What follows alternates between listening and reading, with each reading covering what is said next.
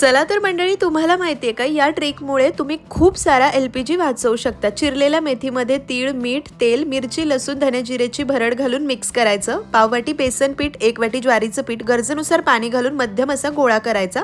प्लेटला तेल लावून घ्यायचं, त्यामध्ये मेथी वडीचं मिश्रण थापून घ्यायचं, वरतून थोडेसे तीळ घालायचे. कुकरमध्ये भिजवून घेतलेली तूर डाळ घालायची, त्यामध्ये पाणी घालायचं, मीठ, हळद, हिंग, तेल घालायचं.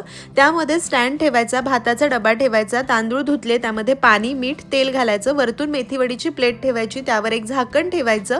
कुकरचं झाकण लावून गरजेनुसार शिट्ट्या करून वाफ चिरू द्यायची. मेथीची वडी शिजली, गार करायला ठेवायची. भात मस्त पांढरा शुभ्र झालाय, डाळ घोटून घ्यायची, त्यामध्ये पाणी घालून उकळायला ठेवायचं. कडल्यामध्ये तेल, मोहरी, जिरेची फोडणी करायची. ठेचलेला लसूण लालसर परतायचा, नंतर चिरलेला टोमॅटो, कोथिंबीर, लाल तिखट घालून तडका घालायचा. डाळ उकळून घ्यायची, तोपर्यंत मेथी वडी कट करून घ्यायची, शालो फ्राय करायची.